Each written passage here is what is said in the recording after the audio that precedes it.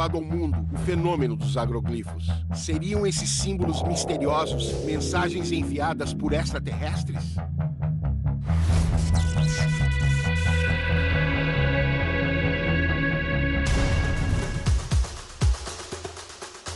Ipuaçu, oeste de Santa Catarina, uma pequena região de agricultores onde metade dos seus habitantes são indígenas das tribos Guarani e Caigangue, moradores que têm assistido suas plantações receberem desenhos gigantes entre final de setembro e começo de outubro. Os agroglifos deixaram de ser exclusividade de algumas regiões da Inglaterra para enriquecerem o catálogo ufológico brasileiro e também o mundo, graças às novas pesquisas realizadas no país sobre o impressionante fenômeno.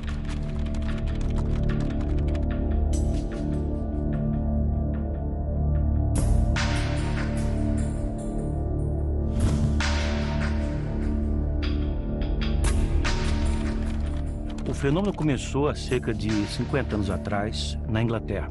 Do nada, sem que ninguém tivesse uma explicação, começaram a pipocar aqui e ali esses sinais.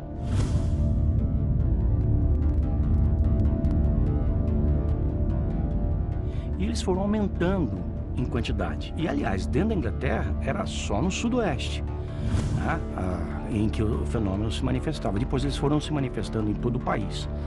E daí atravessaram as fronteiras da Inglaterra e foram para outros países, para quase toda a Europa. Mas esse fenômeno se desenvolveu por pelo menos 40 anos, sem nunca ter acontecido no Brasil. O que é uma coisa incompreensível, porque se você vir a literatura ufológica mundial, você vai observar que o Brasil contribuiu com praticamente tudo, em todos os segmentos da ufologia. Então, ninguém conseguia entender por que esses agroglifos não aconteciam no Brasil. Até que, num belo dia, no começo de novembro de 2008, pá!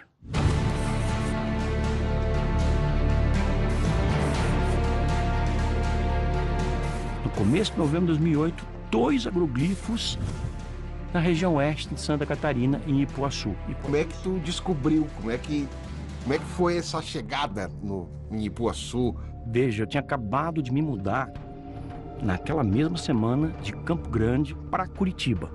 Se eu estivesse em Campo Grande, eu não poderia ter investigado, porque eu estaria a 1.400 quilômetros. Mas em Curitiba, eu cheguei na sexta, no domingo o fenômeno aconteceu aqui, eu recebi a informação de um jornalista. Sim. Ele falou, olha, surgiram agroglifos aqui em Ipuaçu.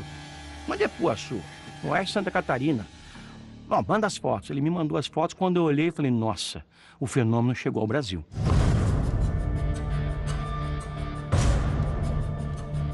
No dia seguinte, eu vim até Ipuaçu.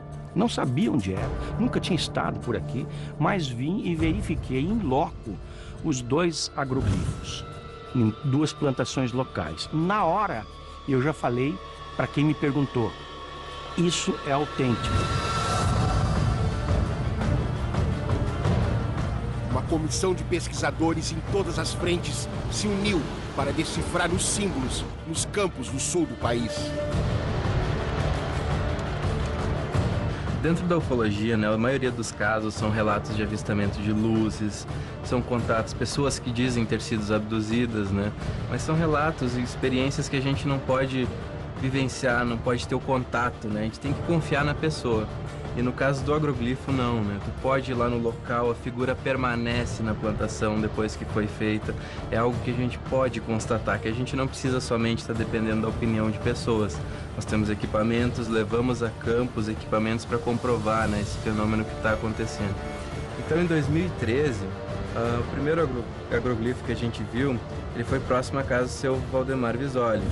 Era um agroglifo composto por 13 espirais que terminavam em uma forma de ampulheta, semelhante a isso. O agroglifo tinha mais de 60 metros de diâmetro e muito próximo da cidade.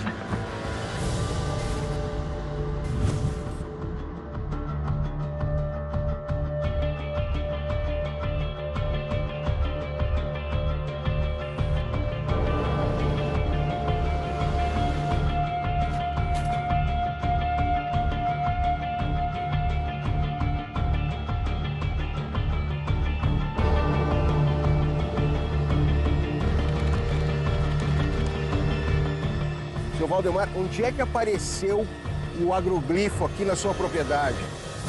Foi para baixo do mato, lá uns 50, 60 metros. E o desenho era muito grande? Como é que foi isso? O desenho dava assim, de um círculo ao outro, 70 metros de distância um do outro. E o senhor lembra o que era o desenho? O desenho era assim, era tantos centímetros de trigo de pé e tantos deitados. A distância do trigo de pé era igual ao do trigo que estava deitado. Era milimétrico, não tinha um centímetro a mais e nenhum a menos. Nossa! E daí começava assim. E daí os círculos começavam e todos eles eram iguais. E como é que estava o trigo? Em que posição que ele estava? Todo ele era dobrado a par do chão, a 1,5 cm. Ele não era amassado. Ele era dobrado que nem dobrar ele com a mão. Porque de pé, dentro desses trilhos dobrados, não tinha um cacho de trigo sequer de pé. O senhor chegou a ver algumas luzes naquela semana? Eu e a minha esposa vimos umas noites antes, ali umas 5, 6 noites antes, foi visto umas luzes estranhas, mais ou menos naquele sentido.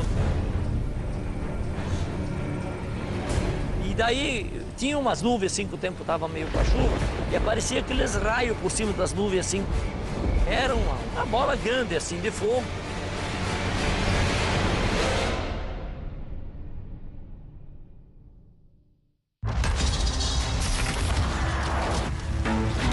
Em todas as plataformas do History.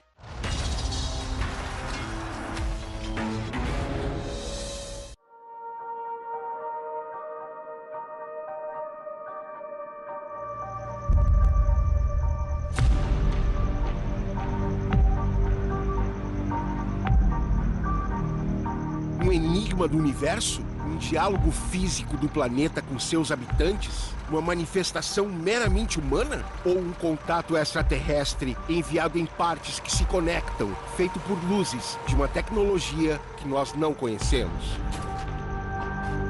As pessoas me perguntaram, por que em Ipuaçu? E quer dizer, não existe uma explicação, então, por Não que está existe. acontecendo aqui nesse local? Pelo menos que nós saibamos. Sim. Agora, no ano seguinte, onde é que o fenômeno se manifestou de novo? Em Ipuaçu. E assim foi por 10 anos. Quer dizer, quando eu falo Ipuaçu, eu falo no entorno de Ipuaçu, assim, vamos dizer um raio de 20 quilômetros. Eu vinha todos estes casos, na hora que eu era avisado.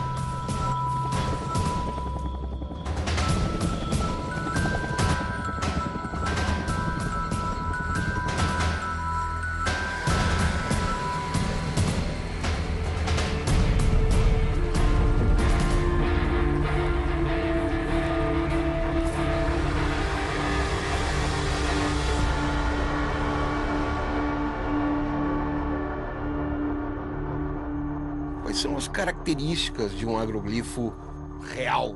A gente procura comprovar a autenticidade desse fenômeno, né? O que seria autêntico? Para os ufólogos, autêntico é aquele agroglifo que tem características que não podem ser fraudadas por humanos. E aí a gente descobriu uma coisa muito interessante, que foi praticamente acidental. Naquela época, Ipuaçu não tinha nenhuma operadora funcionando. Então você não precisava usar um telefone em Ipuaçu. Mas você estava dentro do agroglifo, o teu telefone tocava.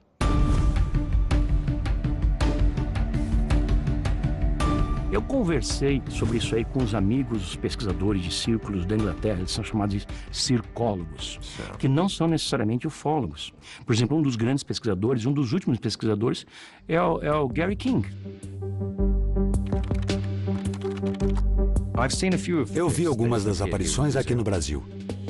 Eu prestei mais atenção no ano passado, quando conheci o Jevaer, e ele me explicou que tinha visitado um agroglifo, um com 6 pontas.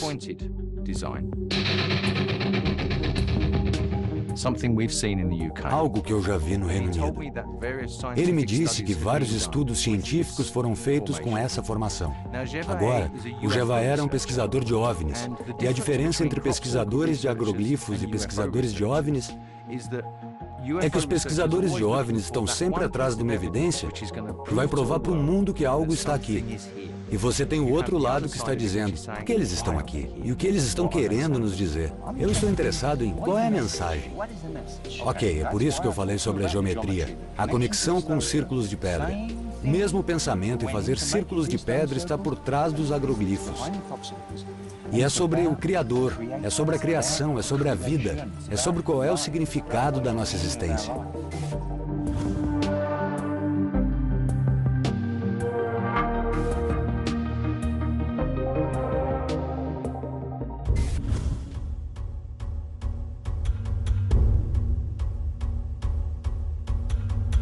E quando eu falei sobre isso com os psicólogos ingleses, ele falou: nossa, a gente nunca viu esse fenômeno aqui, dos telefones. Eu fiz questão de fazer uma associação do fenômeno com os discos voadores. É natural que o ufólogo procure por fatos científicos, procure as razões do porquê disso ser diferente. Algumas plantas foram coletadas em Prudentópolis e levadas para análise. Fizemos a coleta de material, de terra e de plantas, de várias posições dentro do agroglifo e fora do agroglifo. E na análise de laboratório, foi comprovado que nessas plantas de dentro da figura, a vida microbiótica dali não se reproduzia. As plantas estavam totalmente esterilizadas. Isso foi constatado somente aqui no Brasil. E o que mais que tu descobriu diferente deles lá, ou que eles não pesquisaram? Olha, nós descobrimos que nos primeiros dias de surgido o agroglifo, bem na sua área central, a alguns metros do chão, havia invisível alguma coisa emitindo pulsações eletromagnéticas. A gente consegue detectar esse pulso através de equipamentos, né? Assim como são ondas eletromagnéticas. Tipo um eletrocardiograma, que fazia isso aqui, ó. E aí eu tenho a minha teoria a respeito disso, que eu estou esperando ter a possibilidade de confirmar.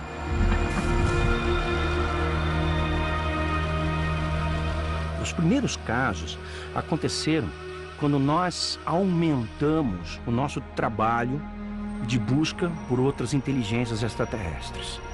O Projeto 7.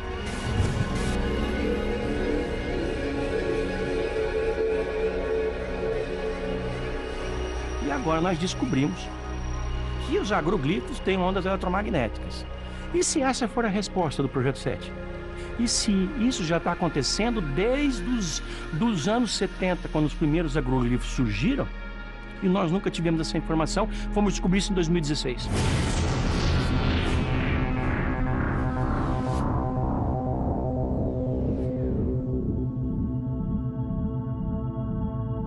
Umas 5, 6 noites antes foi visto umas luzes estranhas, mais ou menos naquele sentido ali. E era o que? Era uma circunferência, uma bola? Era uma bola grande, assim, de fogo. Porque no início, os detratores da ufologia, inclusive até alguns ufólogos, falam: isso é fraude. É impossível desenhar um círculo perfeito mesmo no papel. Você tem que colocar seu compasso no papel para isso. Então, quando enxergamos um círculo de 25 metros em pé, sem nenhum buraco no centro, a gente precisa se perguntar como isso foi feito. Ele não é mais sacana do trigo, não debulha o grão do trigo. E o trigo ele não é deitado, empurrado, ele é dobrado. Ele é dobradinho a 1,5 centímetros do chão, todo ele é dobradinho, que nem fosse dobrar com a mão.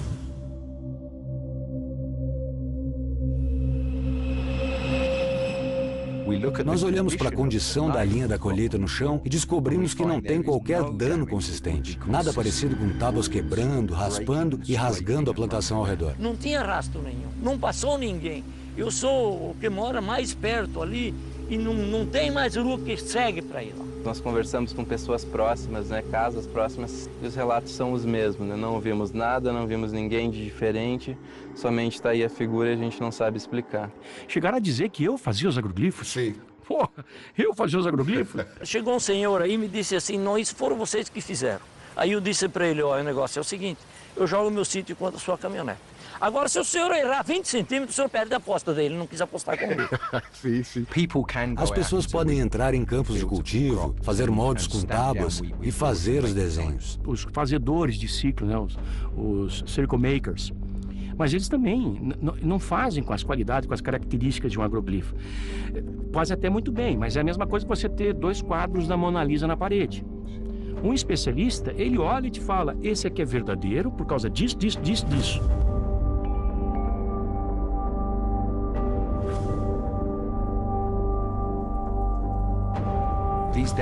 Essas demonstrações que as pessoas fazem são sempre durante o dia, na luz do sol forte. Elas são sempre feitas em um terreno muito plano, o que torna o desenho bem mais fácil de fazer. Eles danificam muito as plantações dentro da formação por conta de todas as pegadas, pisões e batidas de bastões no chão para deixar os buracos e etc. Porque assim, você passa uma madeira, o trigo daí uma meia hora começa a voltar, fica de pé de novo. E as paredes do trigo, como ele é feito ali no desenho, as paredes do trigo ficam de pé. E quando eu fiz com a madeira, ele empurra o trigo para fora. O trigo fica com uma inclinação.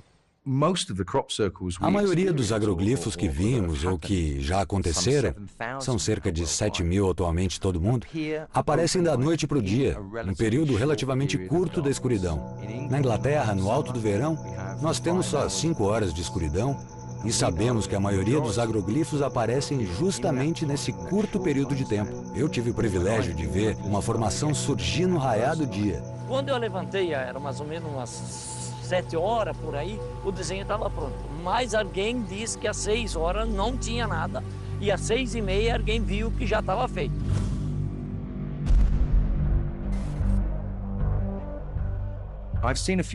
Eu vi alguns dos agroglifos que apareceram aqui no Brasil.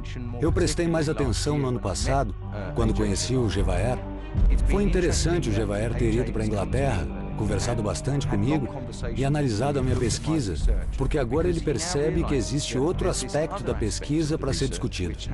O que isso significa? Eu não tenho a menor dúvida de que é uma forma de comunicação. Por que esse método? Não sei. Mas o fato é que os agroglifos são autênticos, eles são feitos com um desenho, são feitos com um propósito, um símbolo. Inclusive, aqui em Ipuaçu, eles evoluíram, né? Começou com desenhos bem simples e se tornaram mais complexos. Por que tu acha que isso acontece? Esta é uma narrativa que vem acontecendo há 30 anos. Então, no momento, é uma comunicação contínua. Ainda não terminou. Mas pelo que já tiramos disso, sabemos que eles começaram com números e geometria. E eles foram mudando, ficando cada vez mais complexos, com soluções, por exemplo, de um quadrado dentro de um círculo, desenhos que incorporam números que às vezes não deveriam andar juntos. Mas mesmo assim, eles os colocaram juntos de uma maneira harmoniosa, resolvendo problemas. Então, tem muitas lições na construção dessa linda narrativa, que parece tentar fazer uma coisa, que é ampliar a nossa mente.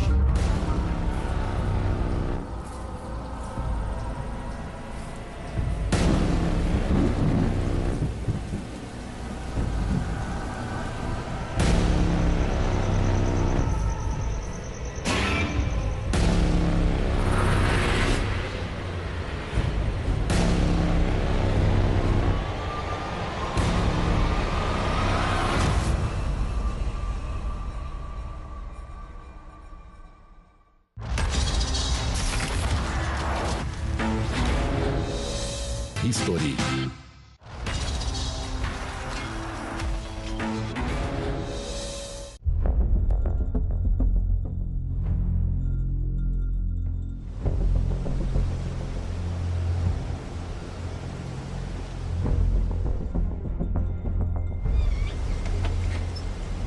O prenúncio de um agroglifo podem ser as luzes em uma plantação. E o avistamento de luzes depende de alguém preparado para esperá-las.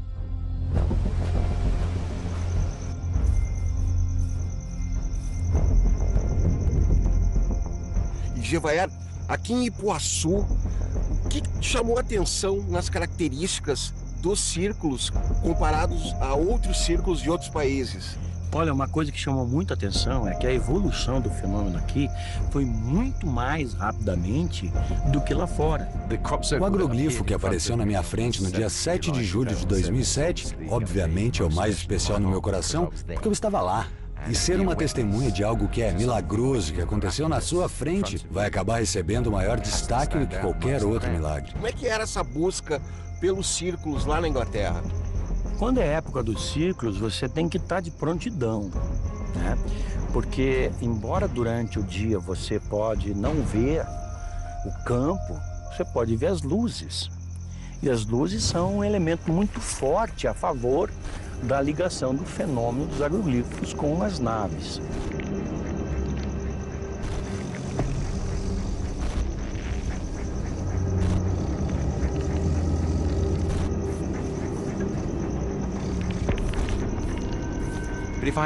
Mas se eu tivesse que escolher um, por outro motivo que não fosse tão especial, acho que escolheria o rosto alienígena com disco. Seria um bom exemplo de algo que é muito importante nessa área por muitos fatores. A construção, a forma como esse agroglifo era composto, todo feito por linhas e pontos, algo absolutamente engenhoso. O próprio tamanho, o fato ainda de estar localizado próximo de um radiotelescópio, ou seja, o tipo de tecnologia que usamos para tentar nos comunicar com o espaço, foi algo notável. E a mensagem específica deixada por eles, de um jeito que podia ser traduzida para a língua inglesa. Eles fizeram isso em código binário, usando zeros e uns, uma linguagem atual dos computadores. E essa mensagem era tão precisa, dizia: cuidado com os portadores de dons falsos e suas promessas quebradas. Muita dor, mas ainda dá tempo. Acredite, existe o bem lá fora. Nós nos opomos à decepção. E as últimas palavras eram: contato encerrado. Que sugere algum tipo de transmissão de comunicação. Então, eu acho que esta é uma mensagem geral para dizer que eles se opõem a toda forma de decepção e nos pedem para mantermos o foco em busca da verdade.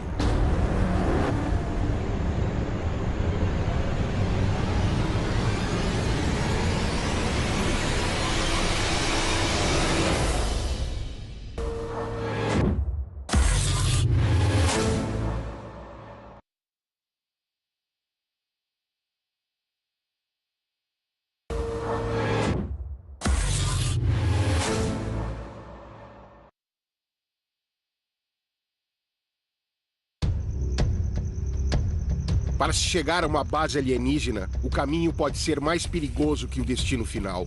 Especialmente quando este é repleto de corredeiras, vida selvagem e uma montanha de pedras.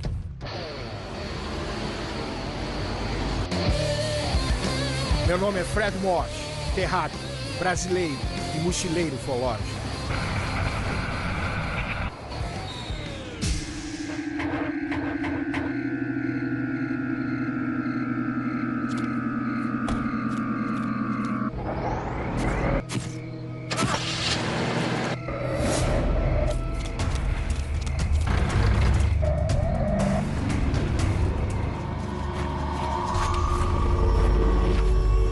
Eu e minha equipe vamos colocar o pé na estrada em busca de diferentes fenômenos extraterrestres.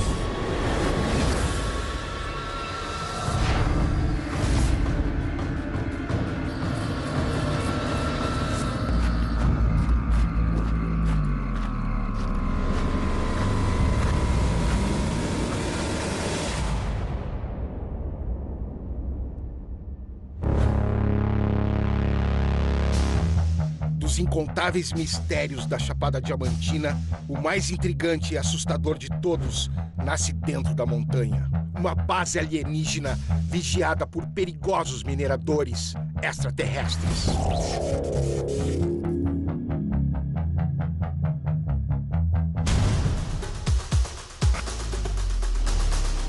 Esse local aqui é meu primeiro ponto de parada, aqui na Chapada Diamantina. Local onde eu vou encontrar uma base alienígena.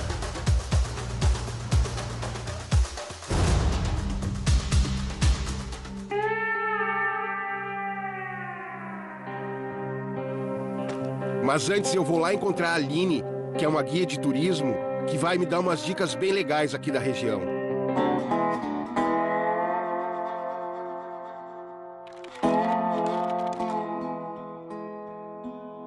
E aí, Aline? Quem tá aí? Tudo bem? Mãe de Fred! Tá. Bem-vindo à Chapada Diamantina, Que lugar velho. lindo esse que tu me trouxe, nossa. Demais, né? Demais, demais. Vamos sentar aqui, cara. Aline, olha só, eu tô indo encontrar o Paulo Guzmão, que é um dos principais pesquisadores de ufologia aqui da região. Ele mora ali pelo Morro do Pai Inácio, Vale do Capão, naquela região. Que vibe que eu vou encontrar lá, hein? Me diz. Das melhores, Fred. O Capão, aquela região ali, já morei lá, e a Chapada como um todo é um lugar muito especial. Tem a lenda, né, do Morro do Pai Inácio, que é um escravo que ele se joga de guarda-chuva de lá de cima e depois esse escravo ele é visto correndo por todos os lugares, né? Isso. Só te digo, não te joga de lado. Não. Vou tentar não me jogar. Te controla, legal. te controla. A Aline fala que a energia do Pai Inácio e do Morrão é um tipo de magnetismo que a gente consegue sentir no corpo. A mesma energia que os antigos mineradores relatam existir nos diamantes. Essa energia é que interessa aos Greys, da base alienígena de Igatu.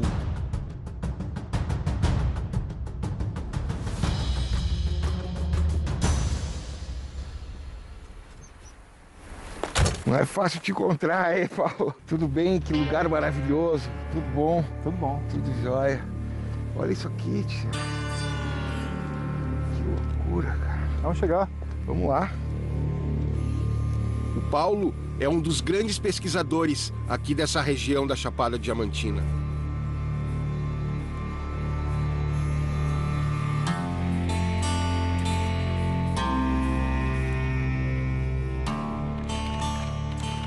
Subidinha, hein, Paulo?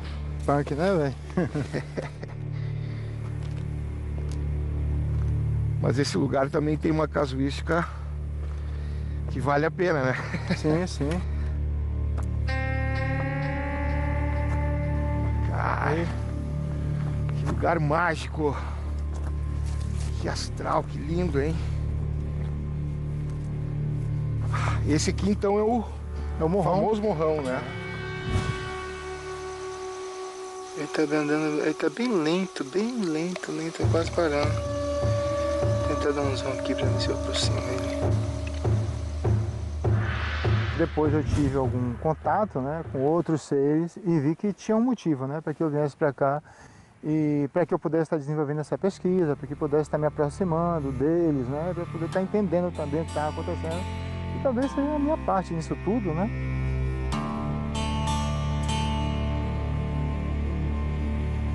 Paulo, e o que tu acha que são esses seres que estão lá em Igatu ou e também nessa região aqui da Chapada? Então, esses que estão lá próximo, né, na Serra do Capabode, eles são Greys, segundo eles mesmos, né, diz que nós denominamos eles de Greys. Porque eu vou ir lá conversar com o Chiquinho, que é o guia lá da região, claro, para ele me levar. Eu quero ir lá na base, lá embaixo. Tem que tomar cuidado, eles estão soltando gases tóxicos, né? Eles não querem que ninguém se aproxime de lá. Fusquinho, essa caverna aqui era de garimpeiros? Aqui tu garimpava? Garimpava ali, naquela parte dali, ó.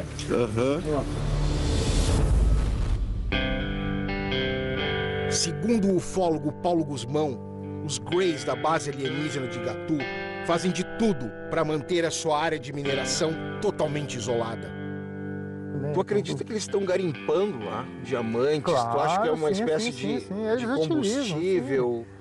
Não sei tu acha se combustível, mas eles têm um sol atômico lá na base deles. Cuidado, Fred. Olha lá, também tudo queimado, tá vendo? Aí quando ela sai, ela bate a luz. Aí quando bate a luz, ela corta a pedra e a pedra desce. Então eles tiram minérios, eles investem, eles têm robôs. Até muitos casos de abduções que as pessoas falam, né, que foram abduzidas por extraterrestres. Teve um caso lá em Mucugê, eu estava lá agora, do Júlio, e eu sei que tu pesquisou esse caso. Me conta como é o que aconteceu com o Júlio, hein? Na verdade, ele passou por um processo talvez um processo de abdução, né? Naquele momento, já aconteceram outros casos, naquela época foram inúmeros casos de pessoas que sentiam pressão no peito. O Júlio acabou falecendo lá, né? Ele não resistiu. Aí, na época, eu tenho até matéria do jornal da época, atribuíram o fato a um infarto, mas eu não tenho a menor dúvida de que foi um processo realmente de abdução e ele não resistiu. caso de abdução do Júlio é bastante conhecido pelos moradores da região, que ainda fazem questão de manter segredo. A exceção é seu velho amigo Luiz Carlos, caminhoneiro e parceiro das aventuras ufológicas da Serra do Capabode. Seu Luiz Carlos, o senhor é caminhoneiro aqui, né, em Mucugê. Há muitos anos. E tem uma história de OVNIs, né, que o senhor viu e levou várias pessoas. Como é que é isso aí? Eu comecei a levar o pessoal, que eles falavam que era minha mentira, né? Eu subi numa serra, muitas vezes de noite, e aí uma luz sempre me acompanhava até certo meio. Como é que é o nome dessa serra? Chama Capabode. Certo. Era estrada de chão ainda. Então aconteceu que eu cheguei em casa, falei com minha esposa, aí ela falou, não, quero ver essa luz. Eu falei, tá certo. Aí levei ela viu. Aí depois tinha muita gente que falava que era mentira, que eu tava endoidando. Sim. Aí eu peguei o caminhão, levei umas 30 pessoas daqui. Aí quando perto do Capabode, a luz estacionou e ficou parada e todo mundo me gritando, aqui Luiz Carlos, tá aqui a luz. Aí todo mundo viu. Tem uma outra história bem pitoresca que aconteceu com o Júlio, né? O Júlio. Como é que foi isso? O senhor estava junto, né? Sempre, todo dia, toda noite, a gente ia para ficar filmando essas luzes. Então, esse dia eu estava viajando, ele foi com uns rapazes que chegou de fora para filmar. Só que tinha um carro estacionado, o cara armou uma barraca para ver essa luz. Então, ele chegou lá com uma turma, e aí eles viram uma luz. O cara acendeu a luz do carro, ele pensou que era a luz que vinha lá. Só que o cara engatou a luz da ré. Aí ele pensou que era o disco que estava estacionado ali. Aí ele tomou aquele espanto, aí caiu. A turma botou ele no carro e ele faleceu. Nossa, e foi um ataque cardíaco? Coração. Nossa. Atacou e ele morreu. Porque eu tô atrás dessa luz aqui. E eu vou ir lá em Igatu com o Chiquinho, porque o Chiquinho dizem que ele vê aquelas luzes e que, se eu não me engano, é a mesma serra, né? É a mesma serra. É a mesma serra. É a mesma serra. Tem muita gente que vê essas luzes aí. Na Chapada Diamantina, a busca por diamantes parece ser muito mais antiga do que imaginamos, podendo ser dividida entre garimpo alienígena e mineradores humanos. Esse aqui é o Rancho dos Garimpeiros, local que eles usavam para descansar, para se alimentar. Mas eu tô atrás de um garimpeiro muito mais antigo que esse, uma tecnologia e um conhecimento muito superior ao que a gente tem hoje. É desse garimpeiro do passado que eu tô indo atrás. Cara, ele tem um grande caso para lhe contar. O cara disse que quase caga na roupa essa noite. Ó, aqui, gente, você viu? Ali, ó. Lá em cima, lá, ó.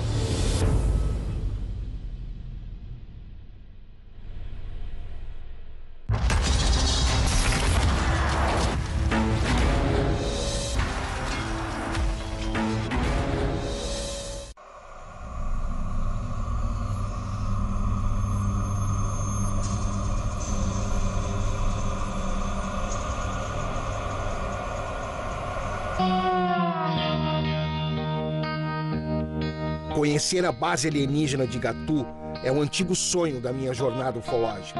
E chegar até ela, um desafio que só podia ser superado com a ajuda de uma única pessoa.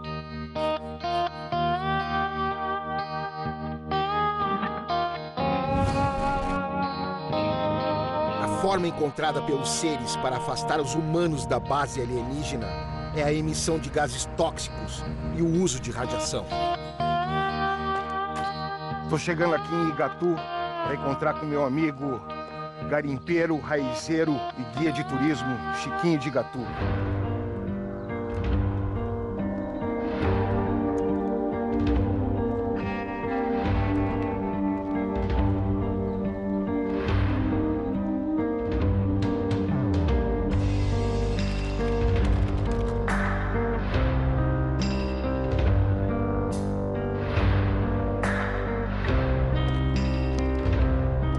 Ô, Chiquinho! Olá, tudo bom? E daí? Olha aí. E aí, amigão, tô chegando. Tudo bem? Alguma coisa? Eu vim aqui atrás das luzes. Das luzes de Igatu. De Igatu, é isso aí. Então, meu amigo, vamos... você vê atrás das luzes de Igatu, né? Eu, na realidade, também eu falo igual você. O pessoal fala comigo em nave, extraterrestre, ET, eu não entendo de nada disso. Agora a luz eu entendo. Isso aí, eu entendo dos extraterrestres. Porque sempre quando eu tô na montanha eu vejo luz pra todo lado, cara. E o negócio é lindo, o negócio é bonito, né? E tu acha que é perigoso porque a gente tá dentro do parque, né? Tem onça, o que tem lá? Não, na realidade sobre onça não tem perigo. Nosso perigo é cobra, né? Que é cascavel, é jarará, que é o cabeça de capanga, né? Sim. Mas o risco que corre é pro guia, que é eu que tô na frente. Quem tá na frente tá vendo tudo, né? Eu achei que tu ia falar dos ETs. Não, os ET não vou. Eu acho que os ET não tem problema não, né? Então tá. Sabe por quê? Porque você já parece um ET, não é? Então vamos lá, acho que... Tá anoitecendo, eu tô com o Chiquinho aqui e a gente tá indo lá pro Paredão, que é o local onde as luzes saem aqui em Igatu.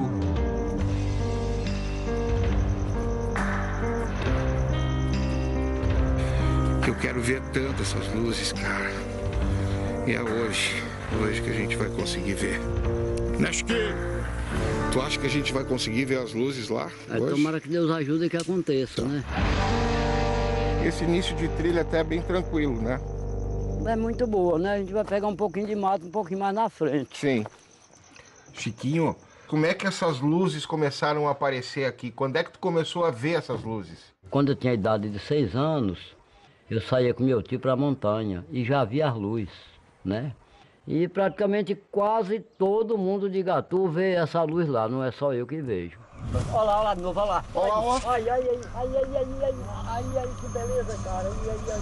Aquela luz que ela descia da serra de cima para baixo, aí ela vinha rolando e jogando faísca assim para todos os lados. Aí o garimpeiro falava que era o diamante mudando de um lugar para outro. O que acontece hoje?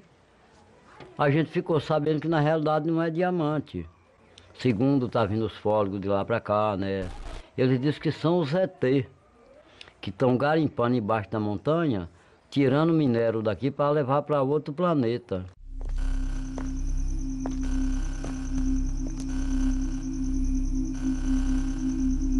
Você chega lá na caverna, as pedras estão cortadas e quadradas e as pedras estão virando assim de cima para baixo. E cada dia que passa, está totalmente, amigo, o lugar ficando bem diferente. Você vê que é um garimpo diferente, não é o garimpo de nós, ser humano. Que a gente, ser humano, quando vai fazer o garimpo, você corta a pedra e empilha.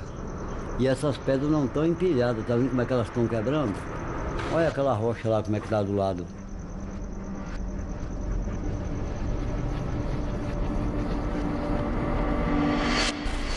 Uns 20 dias atrás, eu chegava lá e passava beirando o paredão. Hoje eu estou passando por dentro do mato. Eu quero ir lá, final da tarde, e quero anoitecer na frente do paredão. Pra gente ver se esses seres estão lá, se a gente escuta alguma coisa. Eu acho um pouco perigoso. Tá tudo ruindo. Sim, eu sei que é perigoso, mas nós vamos ir, né? Eu quero ter essa experiência sozinho. Rapaz, eu não sei se eu tenho coragem de ir não, sabia? A gente vai junto. Eu não quero ir lá não, vamos embora. Eu não tenho coragem de ir não. Nós vamos juntos. Você ouviu a história, né, lá de Mucugê, que o cara morreu filmando. Cara, eu vi um rugidão, velho. Porque quando sai aquele feixe de luz de lá pra cá, eu acho que aquilo ali deve ser quente, né? Não. Eu tenho medo de ir pra lá e morrer queimado, né? Não vai morrer queimado, não. Deu, por mim deu. Então tá combinado? Tá combinadíssimo. Que horas nós vamos? Às 5 horas? Tem que ir de manhã pra ver como é que funciona lá. Tá. Então vamos fazer um brinde aqui ao... Você viu? Seres reptilianos. Agora vamos falar sério, cara. Paulo Guzmão não parece um ET? Parece. O cara parece um ET, cara.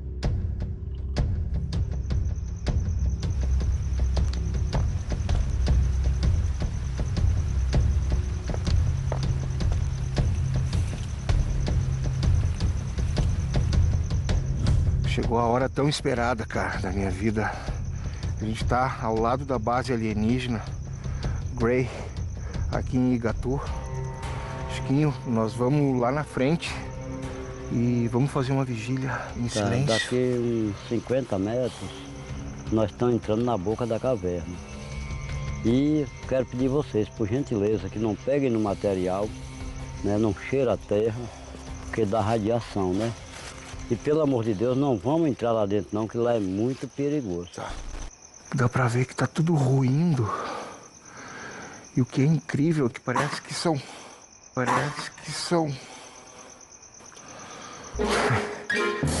É porque existem... Até tem umas gravações do Marco Antônio, né? O Marco Antônio, ele faz o filme em cima da toca dele. Vai pousar. Vai pousar. Tá pertinho do chão, velho.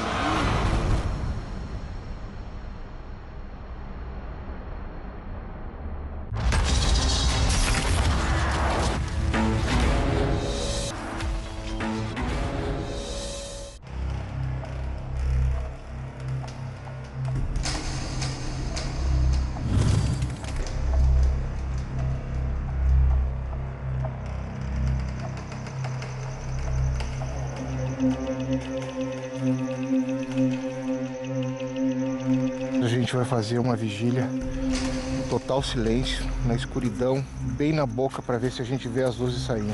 Alguém desse negócio aqui. Chiquinho, me conta o que acontece aqui. Olha, estamos aqui, né, num lugar chamado Mirante do Tamburi.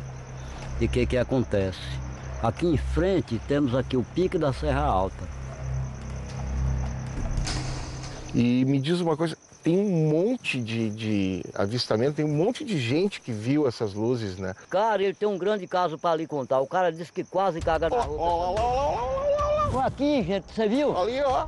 Lá em cima, lá, ó. Você viu que não é mentira de Chiquinho? O Chiquinho não mente. Ó, tá saindo de dentro da caverna, ó. Olha que lindo. Até tem umas gravações do Marco Antônio, né? Que são várias bolas de luzes voando por aqui, né? De frente pro paredão onde a gente vai lá hoje, né? O pico da Serra Alta, porque o Marco Antônio, ele faz o filme em cima da toca dele. Sim. Aí ele põe a máquina, prepara em cima da toca e fica filmando, né? Aí teve um dia que ele filmou, eu não sei se... Eu tenho esse CD, não sei aonde tá. Marco, como é que vocês chegaram aqui em Igatu? Como é que conheceram esse lugar? Bem, eu trabalhava numa empresa e eu precisava fazer as vistorias de aplicação de recursos em empreendimentos que são financiados na região. E caminhando por aqui, que não tinha estrada, era só trilha, eu descobri a montanha. Eu digo, aquela montanha. E quando eu olhei para a montanha, vi a laje em balanço, vi aquilo, eu digo, ali é uma casa. Eu vou comprar essa montanha.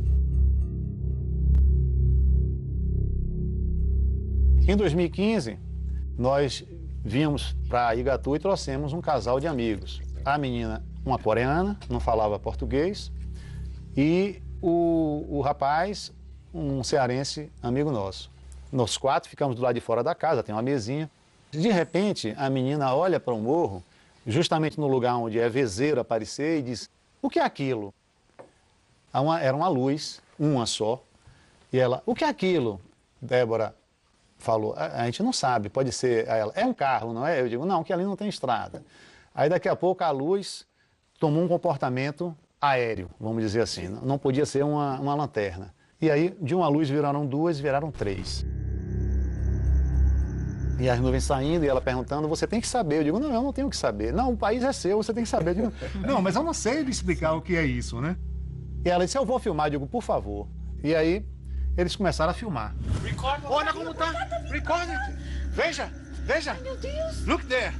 Look, it's near. It's about 500 meters. Essas três naves viraram quatro. Fizeram algumas evoluções também de pesquisa. E teve uma delas que apontou para o chão a luz e deu um foco tão grande no chão que o chão ficou de dia. E foi exatamente desse lugar que ele gravou e viu as luzes aqui em Igatu. Do vale daqui. E próximo àquela casa, ali à esquerda, à direita da casa, eles estavam procurando alguma coisa. E ficavam escaneando ali. E foi nessa ocasião em que a noite virou dia. Como se fosse a luz do sol. A câmera não pega muito brilho, não. Tá brilhando pra caramba. Deixa aí, eu vejo depois. Aqui você não consegue ver que é uma luz, que tem pontas. Esse nem sai na câmera. Quando a gente filma, sai como se fosse uma circunferência. Sim, por causa da lente, né? Ela estoura. Isso, e ela parecia mais uma estrela, ela cintilava, né? Me pareceu que eles estavam procurando alguma coisa. Com inteligência. Com inteligência. Eu tentei fazer contato com a minha lanterna, mas não tive sucesso. Sempre falando, se vocês forem de paz, por favor, se aproximem, porque eu quero conversar com vocês. Isso tu faz telepaticamente, pensa? Não, falando. Falando. Em voz alta. Legal. Ser de paz. Queremos conversar com vocês. Não tá fraquinho, mano. Aí teve um dia que ele filmou, ela saindo assim, tipo um charuto. Sabe o que é charuto, né? Sim. Charuto é aquele que a gente fuma. Meu amor, tá aparecendo pra mim uma linha. Sabia? 20 de setembro de 2015. Caramba. Isso, quando ele dá aquela piscada, ele some da câmera. Ele some da câmera. Ó, sumiu da câmera. Esse filme ele tem lá, ele pode lhe apresentar ele. Certo, eu vou querer pra esse filme você ver também. que é uma verdade, não é uma coisa de mentira. Porque não vale a pena a gente estar mentindo, a gente tem que contar o que a gente vê na vida nossa, não é? Olha só, a gente vai ficar aqui agora em silêncio, vamos apagar todas as luzes e vamos ficar observando o paredão para ver se a gente não consegue ver se a gente consegue ver essas luzes hoje.